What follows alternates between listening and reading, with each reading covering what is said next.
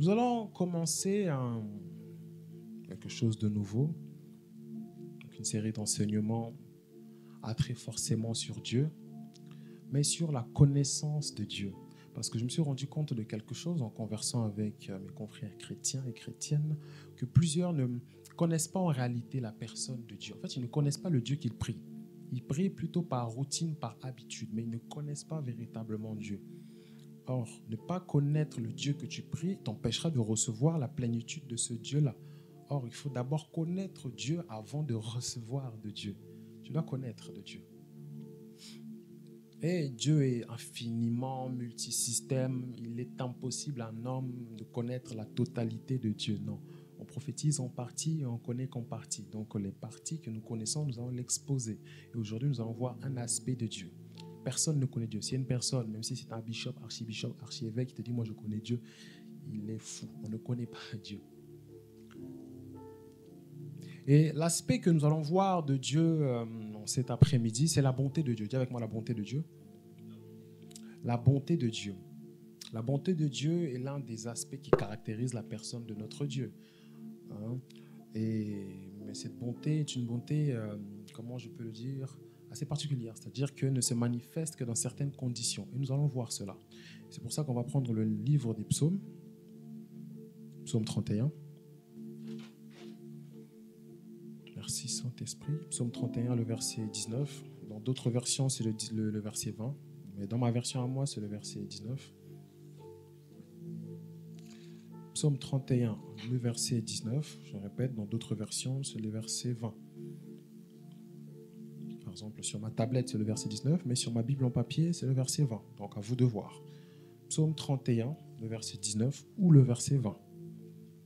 Je le lis dans le nom de Jésus. Oh, combien est grande ta bonté! Combien est grande ta bonté que tu tiens en réserve pour ceux qui te craignent, que tu témoignes à ceux qui cherchent en toi leur refuge à la vue des fils de l'homme. Je reprends. Oh, combien est grande ta bonté que tu tiens en réserve pour ceux qui te craignent et qui témoignent et que tu témoignes plutôt à ceux qui cherchent en toi leur refuge à la vie des fils de l'homme. Est-ce qu'on peut acclamer cette parole?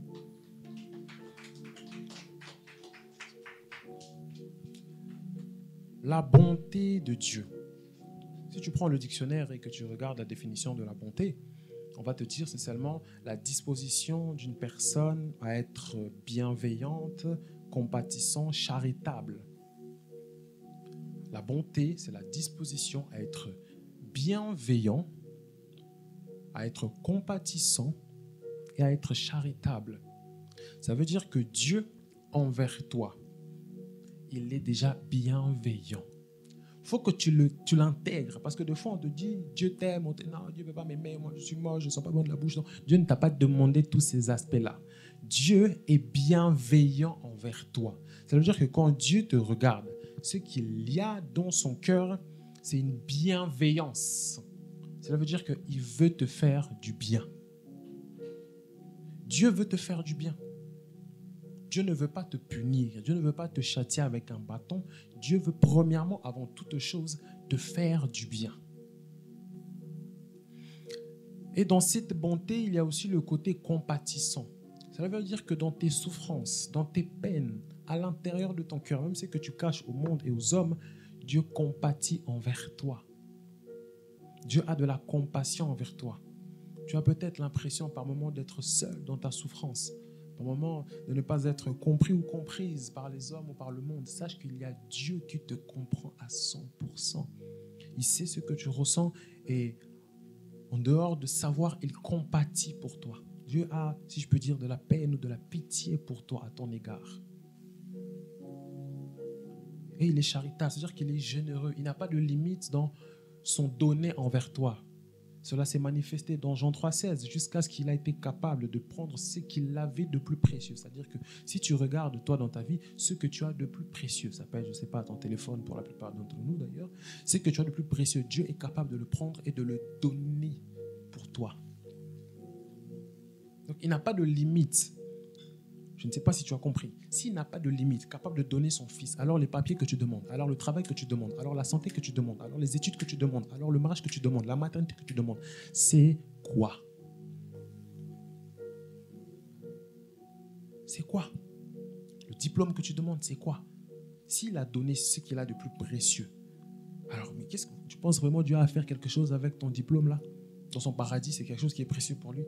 Mais s'il a donné ce qu'il a de plus précieux à cause de sa bonté, de sa générosité, alors ce que tu lui demandes, ou plutôt ce dont tu as besoin, qu'est-ce que c'est à ses yeux? Ne peut-il pas te le donner? Il peut te le donner. Donc, Dieu a de la bonté à ton égard. Et dans cette bonté, il a une bienveillance pour toi. Et dans cette bonté, il compatit pour toi dans ce que tu ressens, dans tes peines, dans tes larmes, dans tes chagrins, dans ta solitude, dans tes souffrances. Et il est charitable, donc généreux, c'est des synonymes, envers toi. Envers toi. Tu peux te dire, c'est pas possible, j'ai commis trop de méfaits. Mais Dieu ne s'attarde pas à tes effets, il s'attarde à ton cœur. N'est-il pas écrit que Dieu ne regarde pas ce qui frappe les yeux, donc aux actes physiques, mais il regarde à la qualité de ton cœur? Je me pose toujours cette question, comment Dieu, d'un point de vue humain bien sûr, comment Dieu a pu dire à David, l'homme selon mon cœur? Parce que quand je lis le personnage là, c'est un sanguinaire.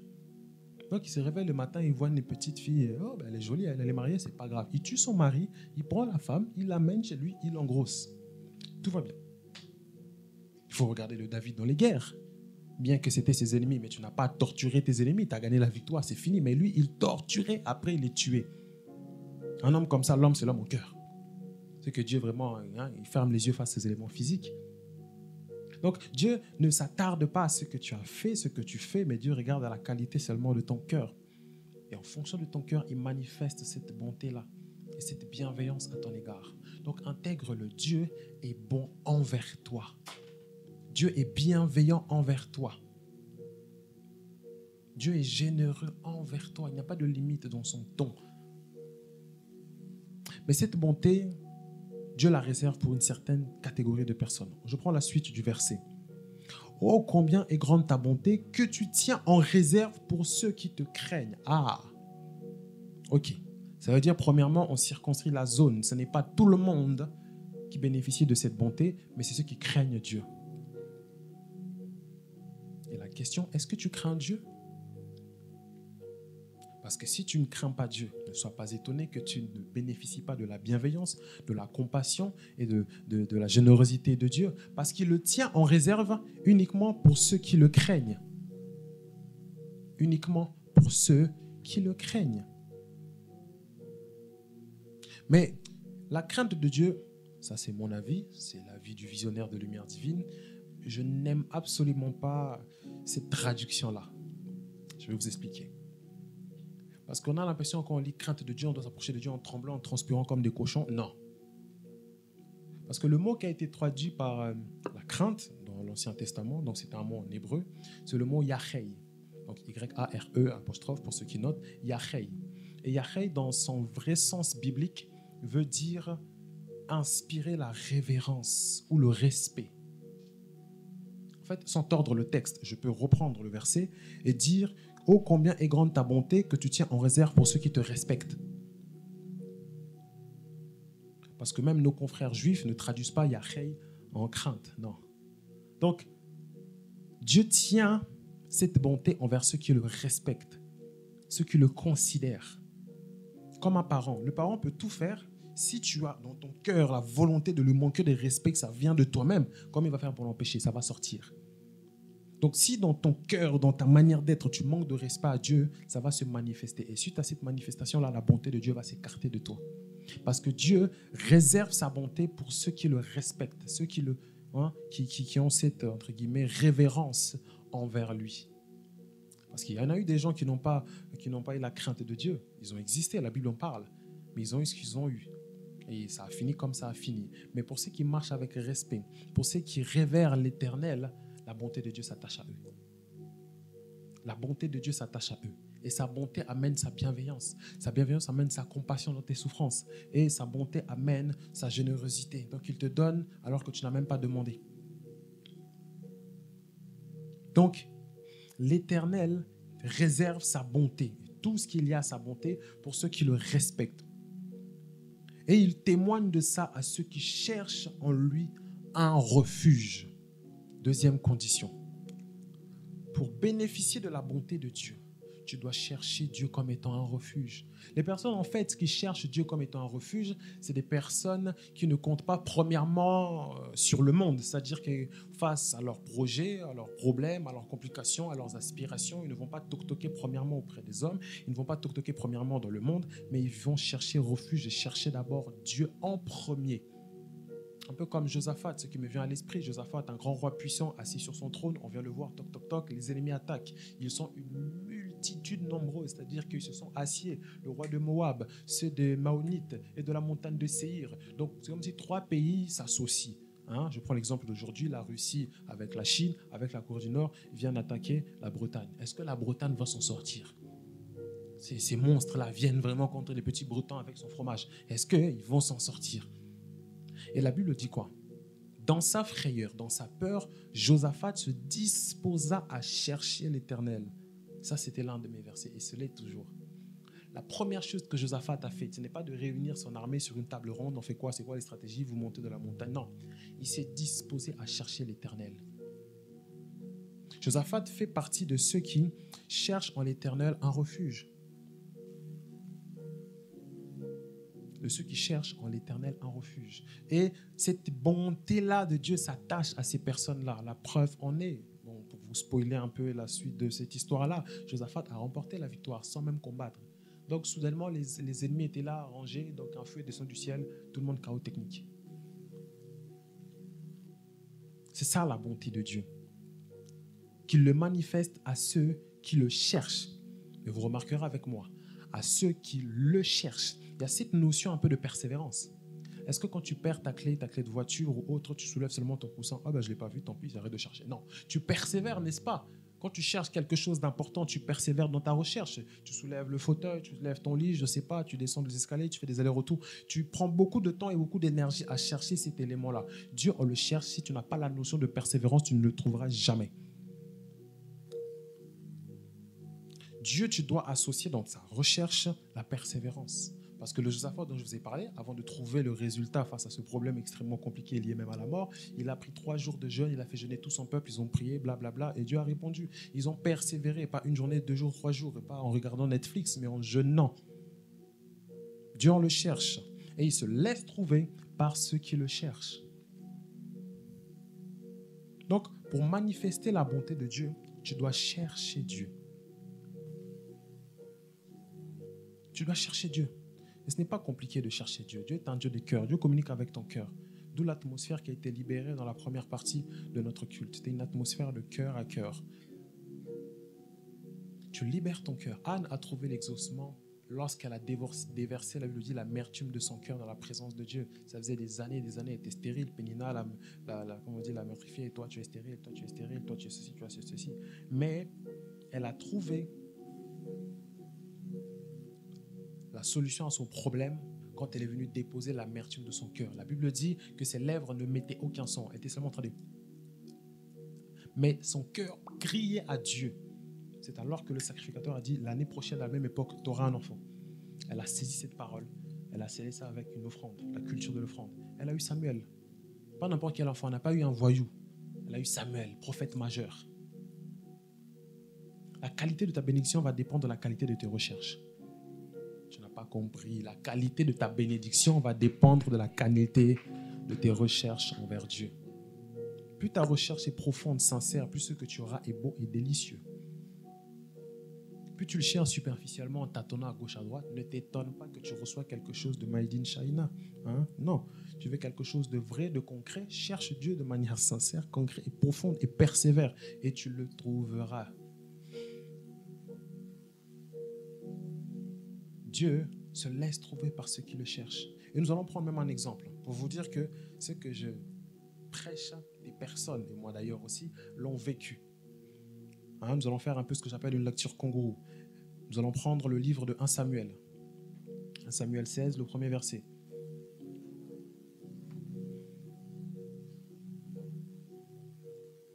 Samuel 16, le premier verset. Nous allons lire plusieurs versets. pour essayer de comprendre comment Dieu a manifesté sa bonté auprès de cette personne-là. Je le lis assez rapidement pour gagner du temps.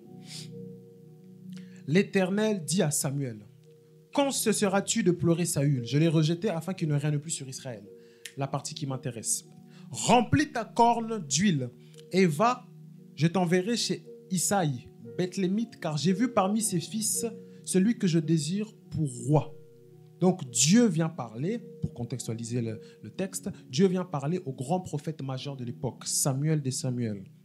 Et il lui dit, remplis ta corne d'huile et va oindre mon futur roi, qui se trouve dans la maison d'Isaïe. Donc Samuel vient dans la maison d'Isaïe, il lui dit, écoute, Dieu m'a parlé. Dieu m'a dit, parmi tous tes fils, quelqu'un va devenir le roi d'Israël. Je ne sais pas si tu imagines, toi qui es là, tu as des enfants, et parmi tes enfants, Dieu va dire, il y en a un qui sera le grand président. Viens, ramène-moi tous tes enfants, il faut que je le trouve et que je le oins de l'huile royale pour qu'il devienne le grand président.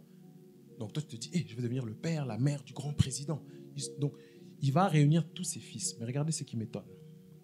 Le verset 11. Ésaïe fit passer ses 7 fils devant Samuel.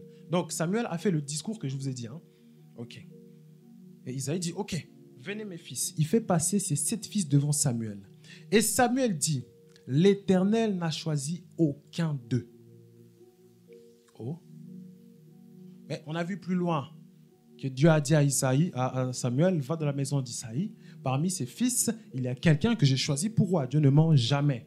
Et là, on ne parle pas du prophète du quartier. On parle de Samuel. Samuel vient, il regarde les fils que Isaïe, la Bible claire, fait passer ses 7 fils devant Samuel. Et Samuel dit, mais l'Éternel n'a choisi aucun d'entre eux. Puis Samuel dit à Isaïe, sont tous là tes fils? Et il répondit, oh, il reste encore le plus jeune, mais il fait paître les brebis. S'il vous plaît, comment un père peut oublier l'un de ses enfants? Surtout, on vient lui annoncer une telle nouvelle que parmi tes fils, donc s'il y a bien quelque chose qui se fait, c'est se souvenir au moins de ses enfants. Il y a une personne qui est roi, à moins qu'il ait fait exprès d'écarter cet enfant. Il n'avait pas 15 millions de fils. Esaïe a fait exprès d'écarter David. Cela veut dire que David était le rejeté de sa famille. David était la personne qu'on ne voulait pas voir évoluer. David était la personne que le monde avait disqualifiée. David était la personne que le monde avait rejetée. David était la personne que la famille avait rejetée. David était la personne que son entourage avait rejetée. Son père a fait exprès, il n'a pas oublié, parce que quand on lui a dit, est-ce que c'est vraiment là tous ses fils? Il a fait, wow, c'est vrai, il en reste un. Mais il a fait exprès d'écarter David face à cette parole de Dieu. David était le rejeté de sa famille. Il était celui qui était mis à part, celui qu'on insultait, celui qu'on crachait dessus. Mais c'est sur cette personne, rejetée par les hommes, mais agréé par Dieu, que Dieu a accepté dans sa présence pour manifester sa bonté. Voilà pourquoi j'aimerais dire à une personne, peu importe ce que le monde a dit de toi, peu importe ce que les hommes ont dit de toi, peu importe ce que la famille a collé comme étiquette sur toi, si Dieu a le regard sur toi, Dieu a le regard sur toi. Il ne considère pas ce que les hommes considèrent, ce que le monde considère, il le regarde avec ton cœur et il traite avec toi selon ton cœur. Et la réponse de son père est d'autant plus choquante parce que je vais un peu aller très vite parce que le temps me manque, je ne peux pas rentrer dans les profondeurs hébreux. Mais quand il dit « il fait paître les brebis », il y a toute une notion derrière. Parce que là où David était en train de faire paître les brebis, c'était une zone où il y avait des lions, il y avait des ours. D'ailleurs, plus loin, il dit « j'ai combattu avec des lions et des ours ». En fait, son père faisait exprès de l'envoyer dans cette zone, espérant qu'il ne revienne pas. Ça va loin. Espérant que dans cette zone, un ours s'en prend à lui, qu'un lion s'en prend à lui. Donc à chaque fois que David revenait le soir, tout le monde disait « ah, il est revenu. Bon, demain on verra comment ça va se passer. » Donc il était vraiment détesté. Pour faire très simple, il était le petit-fils d'une Moabite, Ruth, et en arrière-plan d'une prostituée, Rahab. Donc tout le monde connaissait ses origines. Et en plus de ça, son père le considérait comme étant un enfant adultère, né de l'adultère. Tout ça, ça se démontre en lisant les textes hébreux. D'où même dans le psaume, il a dit « Ma mère m'a enfanté dans le péché ». Donc, le rejeté est celui qui a été agréé par Dieu. Pourquoi? Parce que cette personne n'était pas parfaite, mais elle était parfaitement disposée à Dieu. Cette personne n'était pas le plus fort, n'était pas la personne la plus grande, mais c'était une personne qui cherchait Dieu avec sincérité. Voilà pourquoi il le dit à plusieurs reprises dans le psaume. « Oh Dieu, je cherche en toi mon refuge. » Voilà pourquoi elle était l'une des personnes qui ont eu cette bonté-là manifestée. Il n'était pas un saint, il n'était pas un parfait, mais il cherchait Dieu avec le cœur. Et ce cœur a amené la perfection de la bonté de Dieu se manifester en lui. Jusqu'il a été tiré dans la bergerie et il a été élevé au niveau de la royauté. Je parle à une personne. Peu importe ton commencement, si la bonté de Dieu s'attache à toi, il peut te propulser à un niveau très élevé. Il peut te positionner à un niveau très élevé. Est-ce que tu crois à cette parole? Si tu ne crois pas, tu ne le sauras pas. Il peut te propulser à un niveau très élevé. Dans le travail, il peut te positionner. Dans les finances, il peut te positionner. Dans le mariage, il peut te positionner. Qu'importe ce qui est au-devant de toi, ce que les hommes et le monde pensent, Dieu ne tient pas compte de cela. Mais il te positionne, il te place, il te stabilise. Parce qu'il est Dieu. Voilà pourquoi il a dit, et je termine avec ça, dans le psaume 18, « Tu me donnes le bouclier de ton salut.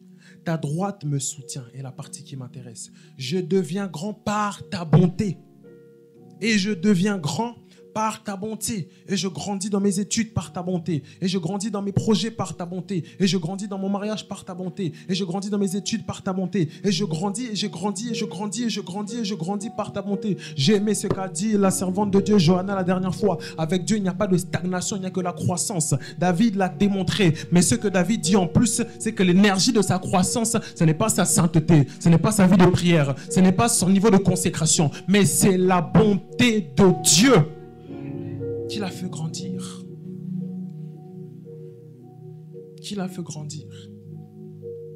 Voilà pourquoi je veux seulement m'arrêter là au vu du temps. Et nous allons prier. Pendant que notre batteur va monter, j'aimerais que tu puisses